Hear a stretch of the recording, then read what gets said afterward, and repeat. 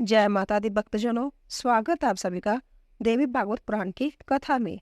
आज हम तीसरे स्कंद का 27वां अध्याय शुरू कर रहे हैं। बोली अम्बे मात की जय।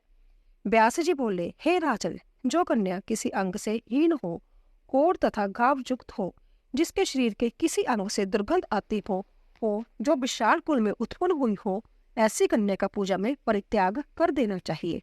जन्म से अंधी, तिरछी नजर से देखने वाली, काने, कुरूप, बहुत रोम वाली, रोगी तथा राज सबला कन्या का पूजा में परित्याग कर देना चाहिए।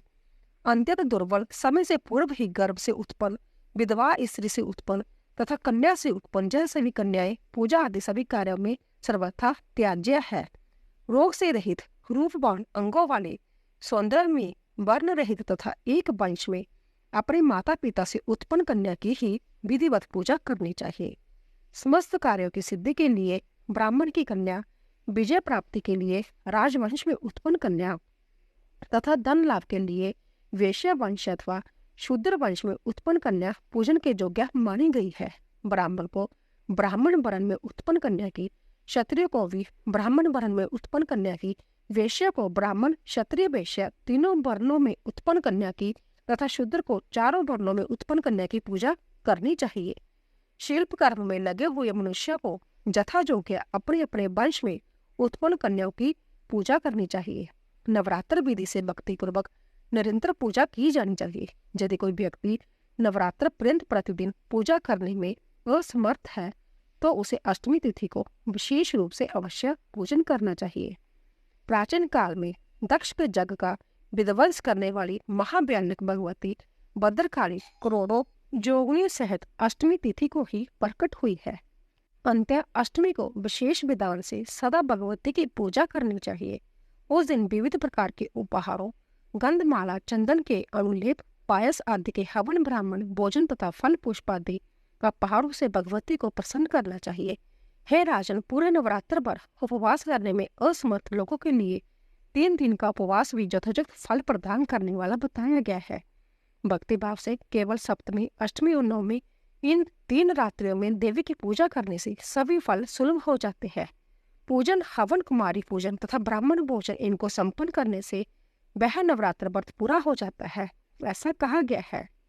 इस पृथ्वी लोक में जितने भी प्रकार के व्रत एवं दान है वह इस नवरात्र व्रत के तुल्य नहीं है, क्योंकि जब व्रत सदा धन धान्य प्रदान करने वाला, सुख तथा संतान की वृद्धि करने वाला, आयु तथा आरोग्य प्रदान करने वाला और स्वर्ग तथा मोक्ष देने वाला है। अतः विद्या, धन अथवा पुत्र इनमें से मनुष्य किसी की भी कामना करता हो, उसे इस सौभाग्यदायक तथा कल्याणकारी व्रत का विधि पूर्वक अनुष्ठान करना चाहिए। इस व्रत का अनुष्ठान करने से विद्या चाहने वाला मनुष्य समस्त विद्या प्राप्त कर लेता है और अपने राज्य से वंचित राजा फिर से अपना राज्य प्राप्त कर लेता है।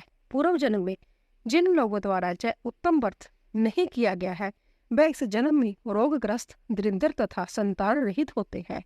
जो स्त्री बंध्या, विधवा अथवा धनहीन है उसके विषय में यह अनुमान कर लेना चाहिए कि उसने अवश्य ही पूर्व जन्म में यह व्रत नहीं किया है। इस पृथ्वी लोक में जिस प्राणी ने उक्त नवरात्र व्रत का अनुष्ठान नहीं किया है वह इस लोक में वैभव प्राप्त करके स्वर्ग में आनंद कैसे प्राप्त कर सकता है। जिसने लाल चंदन मिश्रित कोमल बिल्व पत्रों से भवानी जगदम्बा की पूजा की है वह इस पृथ्वी पर राजा होता है। जिस मनुष्य ने दुख तथा संताप का नाश करने वाली, सिद्धियां देने वाली, जगत में सर्वश्रेष्ठ, शाश्वत तथा कल्याण स्वरूपिणी भगवती की उपासना नहीं की वह इस पृथ्वी तल पर सदा ही अनेक प्रकार के कष्टों से ग्रस्त, दरिद्र तथा शत्रुओं से पीड़ित रहता है। विष्णु, इंद्र, शिव, ब्रह्मा, अग्नि, कुबेर, वरुण तथा सूर्य समस्त कामनाओं से परिपूर्ण होकर हर्ष के साथ जिन भगवती का ध्यान करते हैं उन देवी चंडिका का ध्यान मनुष्य क्यों नहीं करते। देवगण इनके स्वाहा नाम मंत्र के प्रभाव से तथा पितृगण स्वदा नाम मंत्र के प्रभाव से तृप्त होते हैं। इसीलिए महान मुनिजन प्रसन्नता पूर्वक सभी जगहों तथा श्राद्ध कार्यों में मंत्रों के साथ स्वाहा एवं स्वदा नामों का उच्चारण करते हैं।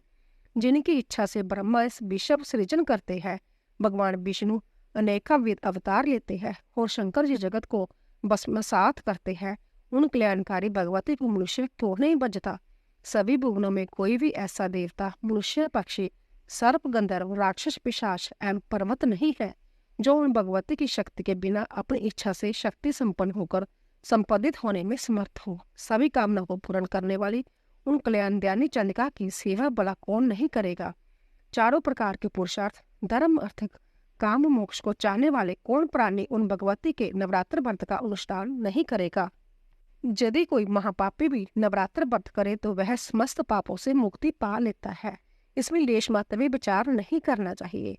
हे नृपश्रेष्ठ, पूर्व काल में कौशल देश में दीन, धनहीन, अत्यंत दुखी एवं विशाल कुटुंब वाला एक वेश्या रहता था। उसकी अनेक संतानें थी जो धन भाव के कारण क्षुधा से पीड़ित रहा करती थी। सायंकाल में उसके लड़कों को खाने के लिए कुछ मिल जाता था तो वह भी कुछ खा लेता था। इस प्रकार वह वणिक भूखा रहते हुए सर्वदा दूसरों का काम करके धैर्यपूर्वक परिवार का पालन पोषण कर रहा था। वह सर्वदा धर्मपरायण, शांत, सदाचारी, सत्यवादी, क्रोध न करने वाला, धैर्यवान, अभिमान रहित तथा ऐश्वर्यहीन था। प्रतिदिन देवताओं, पितरों तथा अतिथियों की पूजा करके वह अपने परिवारजनों के भोजन कर लेने के उपरांत संध्या भोजन करता था।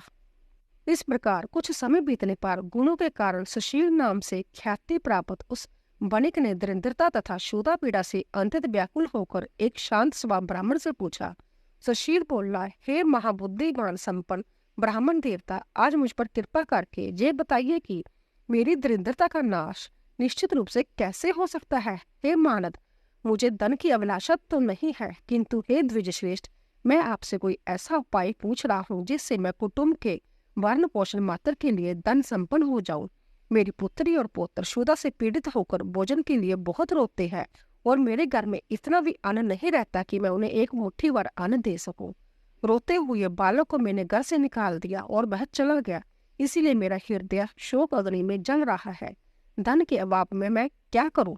मेरी पुत्री विवाह की योग्य हो चुकी है, किंतु मेरे पास धन नहीं है। अब मैं क्या करूं? वह 10 वर्ष से अधिक की हो गई है। इस प्रकार कन्यादान का समय बीता जा रहा है। हे विपिंदर, इसीलिए मैं अत्यधिक चिंतित हूँ। हे दयानदान, आप तो सर्वज्ञ हैं, अतः मुझे कोई ऐसा तप, दान, व्रत, मंत्र तथा जप बताइए जिससे मैं अपने आश्रित जनों का भरण पोषण करने में समर्थ हो जाऊं। हे द्विज, बस मुझे उतना ही धन मिल जाए और मैं उससे अधिक धन के लिए प्रार्थना नहीं करता। हे महाभाग, आपकी कृपा से मेरा परिवार अवश्य सुखी हो सकता है, अतएव आप अपने ज्ञान बल से बलिभांति विचार करके वह उपाय बताइए। व्यास जी बोले, हे नृपश्रेष्ठ, उसके इस प्रकार पूछने पर उत्तम व्रत का पालन करने वाले उस ब्राह्मण ने बड़ी प्रसन्नता पूर्वक उस वेश्या से कहा, हे वेश्यावर्या, अब तुम पवित्र नवरात्र व्रत का अनुष्ठान करो। इसमें तुम भगवती की पूजा, हवन, ब्राह्मण भोजन, वेद पाठ, उनके मंत्र का जप और होम आदि यथाशक्ति संपन्न करो। इससे तुम्हारा कार्य अवश्य सिद्ध होगा। हे वेश्या, नवरात्र नामक इस पवित्र तथा सुखदायक व्रत से बढ़कर इस पृथ्वी तल पर अन्य कोई भी व्रत नहीं है। यह नवरात्र व्रत सर्वदा ज्ञान तथा मोक्ष को देने वाला, सुख तथा संतान की वृद्धि करने वाला एवं शत्रुओं का पूर्ण रूप से विनाश करने वाला है। राज्य से च्युत तथा सीता के वियोग से अत्यंत दुखित श्री राम ने किष्किंधा पर्वत पर इस व्रत को किया था। सीता की विरह अग्नि से अत्यधिक संतप्त श्री राम ने उस समय नवरात्र व्रत के विधान से भगवती जगदम्बा की बलिभांति पूजा की थी। इसी व्रत के प्रभाव से उन्होंने महासागर पर सेतु की रचना कर महाबली मंदोदरीपति रावण, कुंभकर्ण तथा रावण पुत्र मेघनाथ का संहार करके सीता जी को प्राप्त किया था। विभीषण को लंका का राजा बनाकर पुण्य और योद्धा लौटकर उन्होंने निष्कंटक राज्य प्राप्त किया था। हे वेश्यावर, इस प्रकार अमित तेज वाले श्री राम जी ने इस नवरात्र व्रत के प्रभाव से पृथ्वी तल पर महान सुख प्राप्त किया था। व्यास जी बोले, हे राजन, ब्राह्मण का यह वचन सुनकर उस वेश्या ने उन्हें अपना गुरु मान लिया और उनसे मायाबीज नामक उत्तम मंत्र की दीक्षा प्राप्त की। फिर आलस्यहीन होकर अत्यंत भक्ति पूर्वक पूरे नवरात्र उसने उस मंत्र का जप किया और अनेक विध अपारों से आदर पूर्वक भगवती का पूजन किया। इस प्रकार मायाबीज प्राय उस वेश्या ने 9 वर्षों तक जय अनुष्ठान किया। 9वें वर्ष के अंत में महाअष्टमी तिथि को अर्धरात्रि आने पर महेश्वरी ने उसे अपना प्रत्यक्ष दर्शन दिया और अनेक प्रकार के वरदानों से कृतकृत्य कर दिया। 28वां अध्याय, श्री रामचरित्र वर्णन। जन्मेजय बोले, श्री राम ने भगवती जगदम्बा के इस सुखप्रदायक व्रत का अनुष्ठान किस प्रकार किया? वह राज्यच्युत कैसे हुए और फिर सीता हरण किस प्रकार हुआ? व्यास जी बोले, पूर्व काल में श्री राम महाराज दशरथ अयोध्यापुरी में राज्य करते थे। वह सूर्यवंश में श्रेष्ठ राजा के रूप में प्रतिष्ठित था और वह देवताओं तथा ब्राह्मणों का पूजन किया करता था। उनके 4 पुत्र उत्पन्न हुए, जो लोक में राम, लक्ष्मण, भरत तथा शत्रुघ्न नाम से विख्यात है। गुण तथा रूप में पूर्ण समानता रखने वाले वह सभी महाराज दशरथ को अत्यंत प्रिय थे। उनमें राम महारानी कौशल्या के तथा भरत महारानी कैकेयी के पुत्र कहे गए। रानी सुमित्रा के लक्ष्मण तथा शत्रुघ्न नाम वाले जुड़वा पुत्र उत्पन्न हुए। वह चारों किशोर अवस्था में ही धनुष बाणधारी हो गए। महाराज दशरथ ने सुख बढ़ाने वाले अपने चारों पुत्रों के संस्कार भी संपन्न कर दिए। तब एक समय महर्षि विश्वामित्र ने दशरथ के जहां आकर उनसे रघुनंदन राम को मांगा। महाराज दशरथ ने जग की रक्षा के लिए लक्ष्मण सहित 16 वर्षीय पुत्र राम को विश्वामित्र को समर्पित कर दिया। प्रिय दर्शन में दोनों भाई मुनि के साथ मार्ग में चल दिए। रामचंद्र जी ने मुनि को सदा पीड़ित करने वाली तथा अंतत भयानक रूप वाली ताड़का को रास्ते में ही मात्र एक बाण से मार डाला। उन्होंने दुष्ट सवाहों का वध किया तथा मारीच को अपने बाण से दूर फेंक कर उसे मृत पार्या कर दिया और जग रक्षा की। इस प्रकार जग रक्षा का महान कृत्य संपन्न करके राम, लक्ष्मण तथा विश्वामित्र ने मिथिलापुरी के लिए प्रस्थान किया। जाते समय मार्ग में राम ने अबला अहल्या को शाप से मुक्ति प्रदान करके उसे पाप रहित कर दिया। इसके बाद वह दोनों भाई मुनि विश्वामित्र के साथ जनकपुर पहुंच गए और वहां श्री राम ने जनक जी द्वारा प्रतिज्ञा के रूप में रखे शिव धनुष को तोड़ दिया और लक्ष्मी के अंश से उत्पन्न जनक नंदिनी सीता के साथ विवाह किया। राजा जनक ने दूसरी पुत्री उर्मिला का विवाह लक्ष्मण के साथ कर दिया। शील संपन्न तथा शुभ लक्षणों से युक्त दोनों भाई भरत तथा शत्रुघ्न ने कुशल ध्वज की 2 पुत्रियां मांडवी तथा श्रुति कीर्ति को पत्नी रूप में प्राप्त किया। हे राजन, इस प्रकार उन चारों भाइयों का विवाह मिथिलापुरी में ही विधि विधान से संपन्न हुआ। फिर महाराज दशरथ ने अपने बड़े पुत्र राम को राज्य करने योग्य देखकर उन्हें राज्य भार सौंपने का मन में निश्चय किया। राज तिलक संबंधी सामग्रियों का प्रबंध हुआ। देखकर रानी कैकेयी ने अपने वशपुत्र महाराज दशरथ से पूर्व कल्पित 2 वरदान मांगे। उसने पहले वरदान के रूप में अपने पुत्र भरत के लिए राज्य तथा दूसरे वरदान के रूप में महात्मा राम को 14 वर्ष का वनवास मांगा। कैकेयी का वचन मानकर श्री रामचंद्र जी सीता तथा लक्ष्मण के साथ दंडक वन चले गए, जहां राक्षस रहते थे। तदंतर पुत्र के वियोग जनित शोक से संतप्त पुण्य आत्मा दशरथ ने पूर्व काल में एक ऋषि द्वारा प्रदत्त शाप का स्मरण करते हुए अपने प्राण त्याग दिए। माता कैकेयी के कृत्य के कारण पिताजी की मृत्यु देखकर भरत जी ने भाई श्री राम का हित करने की इच्छा से अयोध्या का समृद्ध राज्य स्वीकार नहीं किया। उधर पंचवटी में निवास करते हुए श्री राम ने रावण की छोटी बहन आतिश्य काम आतुर शूर्पणखा को करूप बना दिया। तब खरदूषण आदि राक्षसों ने उसे कटी हुई नासिका वाली देखकर अमित तेजस्वी राम के साथ घोर संग्राम किया। उस संग्राम में सत्य प्राकार में श्री राम ने मुनियों का कल्याण करने की इच्छा से अत्यंत बलशाली खर आदि राक्षसों का संहार कर दिया। फिर लंका जाकर उस दुष्ट शूर्पणखा ने राम के द्वारा खरदूषण के संहार का समाचार रावण से बताया। वह दुष्ट रावण भी संहार के विषय में सुनकर अत्यंत क्रोधित हो उठा और तब रथ पर सवार होकर वह मारीच के आश्रम में पहुंच गया। सीता हरण के उद्देश्य से रावण ने मायावी मारीच को असंभव स्वर्ण मृग बनाकर सीता को प्रलोभित करने के लिए भेजा। फिर वह मायावी मारीच अद्भुत अंगों वाला स्वर्ण मृग बनकर चरते चरते सीता जी के सन्निकट पहुंच गया और उन्होंने उसे देख लिया। उसे देखकर देवी प्रेरणा से सवा दिन पति का स्त्री का बांधती सीता ने श्री राम से कहा, हे कांत, आप इस मृग चर्म ले आइए। राम भी बिना कुछ सोचे समझे लक्ष्मण को सीता के रक्षाहार्थ वहीं छोड़कर धनुष तथा बाण लेकर उस मृग के पीछे पीछे दौड़ पड़े। करोड़ों प्रकार की माया रचने का ज्ञान रखने वाला मृग रूपधारी वह मारे श्री राम को अपने पीछे दौड़ता देखकर कभी दिखाई पड़ते हुए तथा कभी आंखों से ओझल होते हुए एक वन से दूसरे वन में बहुत दूर तक चला गया। राम ने अब उसे हस्तगत समझकर क्रोधपूर्वक धनुष खींचकर अंत्य तीक्ष्ण बाण से उस कृत्रिम मृग को मार डाला। राम के प्रबल प्रहार से आहत होकर वह मरण मुख मायावी तथा नीच मृग चीख चीख कर चिल्लाने लगा, हा लक्ष्मण, अब मैं मारा गया। उसके गगनवेदी चित्कार की ध्वनि को सीता ने सुन लिया। जय तो राम की पुकार है, ऐसा मानकर उन्होंने दुखी होकर देवर लक्ष्मण से कहा, हे लक्ष्मण, ऐसा प्रतीत होता है कि वह रघुनंदन राम आहत हो गए हैं। अंतः तुम शीघ्र जाओ। हे सुमित्रा नंदन, वह तुम्हें पुकार रहे हैं, वहां शीघ्र ही पहुंचकर उनकी सहायता करो। तब लक्ष्मण जी ने सीता जी से कहा, हे माता, राम का वध ही क्यों न हो, मैं आपको इस आश्रम में इस समय असहाय छोड़कर वहां नहीं जा सकता। हे जनक नंदनी, मुझे राम की आज्ञा है कि तुम इसी आश्रम में रहना उनकी आज्ञा का उल्लंघन करने में मैं डरता हूँ। अंते आपका समीप्या नहीं छोड़ सकता। हे सुशी समीते, वह मायावी भगवान श्री राम को बहुत दूर दौड़ा ले गया है। यह जानकर के मैं आपको छोड़कर जहाँ से एक पग भी नहीं जा सकता। आप धैर्य धारण कीजिए। मैं तो ऐसा मानता हूँ कि इस समय संपूर्ण पृथ्वी लोक में श्री राम को मारने में कोई समर्थ नहीं है। राम के आदेश का उल्लंघन करके तथा आपको जहाँ छोड़कर मैं नहीं जाऊंगा। व्यास जी बोले, फिर सुंदर दांतों वाली तथा सौम्य स्वभाव वाली सीता ने देव से प्रेरित होकर शुभ लक्ष्मण संपन्न लक्ष्मण से रोते हुए जय कठोर वचन कहा, हे सुमिंत्र नंदन, अब मैं जान गई कि तुम मेरे प्रति अनुराग युक्त हो और व्रत की प्रेरणा से मेरे प्रयोजन से जहाँ आए हो। हे कुहुकादम, मैं उस तरह की स्वस्थ स्त्री नहीं हूँ। मैं राम के मृत हो जाने पर भी सुख के लिए तुम्हें अपना पति कभी नहीं बना सकती। यदि राम नहीं लौटेंगे तो मैं अपना प्राण त्याग दूंगी, क्योंकि उनके बिना मैं विधवा होकर अत्यधिक दुखी जीवन नहीं जी सकती। हे लक्ष्मण, तुम जाओ जा रहो, मुझे तुम्हारी वास्तविक इच्छा का पता नहीं है। धर्मपरायण ज्येष्ठ भाई के प्रति आपका प्रेम अब कहाँ चला गया? सीता का वह वचन सुनकर लक्ष्मण के मन में अत्यधिक कष्ट हुआ। रुदन के कारण रुंदे कंठ से उन्होंने जनक नंदिनी सीता से कहा, हे भूमिकन्या, आप इस प्रकार के अति कठोर वचन मेरे लिए क्यों कह रही हैं? मेरा मन तो यह कह रहा है कि आपके समक्ष कोई अनिष्टकर परिस्थिति उत्पन्न होने वाली है।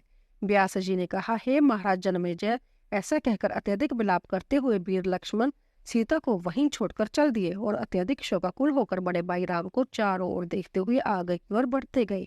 इस प्रकार लक्ष्मण के वहां से चले जाने पर कपट स्वभाव वाले रावण ने साधु वेश धारण कर उस आश्रम में प्रवेश किया। जानकी उस दुष्ट आत्मा रावण को सन्यासी समझकर आदर पूर्वक वन्य सामग्रियों का अर्घ्य प्रदान करके भिक्षा देने लगी। तब उस दुरात्मा ने अंततः भी नम्र भाव से मधुर वाणी में सीता जी से पूछा, हे पद्म पत्तर के समान नेत्रों वाली प्रिय, तुम कौन हो और इस वन में अकेली क्यों रह रही हो? हे बामुरु, तुम्हारे पिता कौन है और तुम्हारे भाई तथा पति कौन है? हे सुंदरी, तुम एक मूढ़ स्त्री की भांति जहाँ अकेली क्यों रह रही हो? हे प्रिय, इस निर्जन वन में क्यों रह रही हो? तुम तो महलों में निवास करने योग्य हो। देव कन्या के समान कांति वाली तुम एक मुनि पत्नी की भांति इस कुटिया में क्यों रह रही हो? व्यास जी बोले, हे राजन, उसका जय वचन सुनकर बधे तनया सीता जी ने मंदोदरी के पति रावण को देववश एक दिव्य सन्यासी समझकर उत्तर दिया, दशरथ नामक लक्ष्मी संपन्न एक राजा है। उनके 4 पुत्र है। उनमें सबसे बड़े पुत्र जो राम नाम से विख्यात है, वह ही मेरे पति है।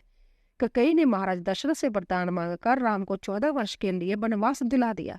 वह अपने भाई लक्ष्मण के साथ अब यहीं पर रह रहे हैं। मैं राजा जनक की पुत्री हूँ तथा सीता नाम से विख्यात हूँ।